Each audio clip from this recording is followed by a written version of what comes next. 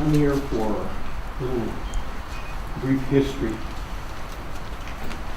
And I've been seeing these flyers all over town for, it says, Rio Grande ha hecho el proyecto Rio Grande Outlet Mall.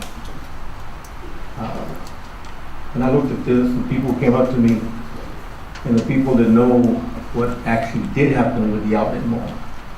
People like Leonard knows, Richard knows, Charlie knows. Sorry?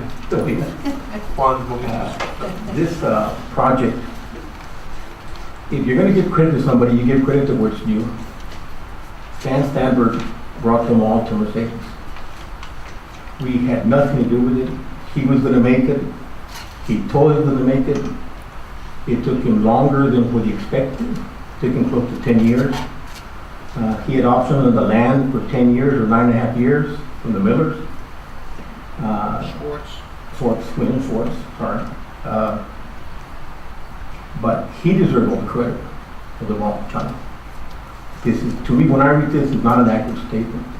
Now, what happens after the mall is they get sold 10 times and you're part of that, that's no problem, you know. But the outlet mall, Stanberg brought it to Mercedes. He deserves all the credit. Now, we did have a part in it. I know because I met with him, Stan, I'm going to say between 2 and 5 times a month, like 3 or 4 years before the mall ever got into a contract. And it wasn't until the very end that we were at the chicken place on 1015 that we were discussing about the incentives, and I said, look, I'm going to do whatever I can to keep it in Mercedes, because at that time, the fair was after him, and so was Westico. Westico even built a Phantom Mall on 1015 because they wanted Stanberg. Because his mall was special. Not because it was a mall, but the way he did it. He had the leases, which means as soon as you go in, you already have a tenant. And I'm not sure if you know what I'm talking about, Chana, but most people make a building and then hope to get a tenant. He already had leases.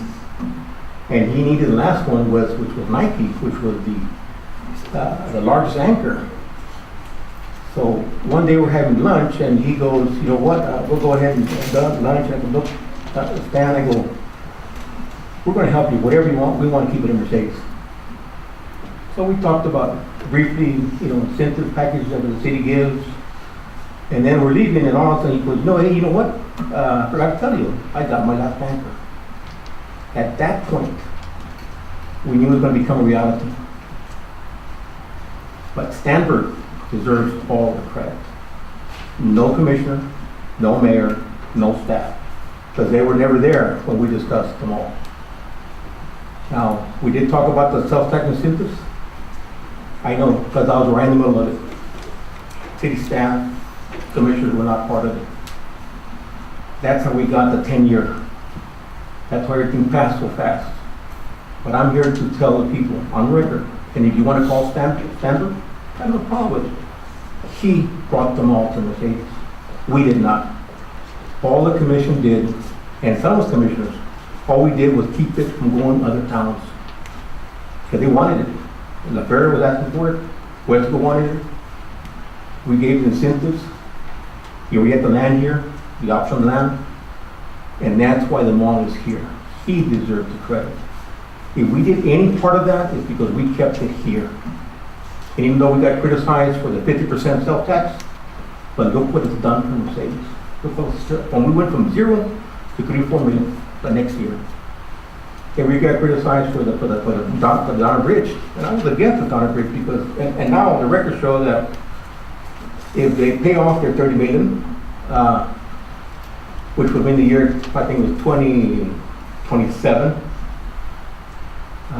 we would have been in debt till then. And the mall was instantaneous. Next year, we got so many million dollars, and we were so pleased with it. My time's up. For the record, Stan Stanberg brought the mall to Mercedes, not a commissioner, not a ruling deposit like it says here. Thank you.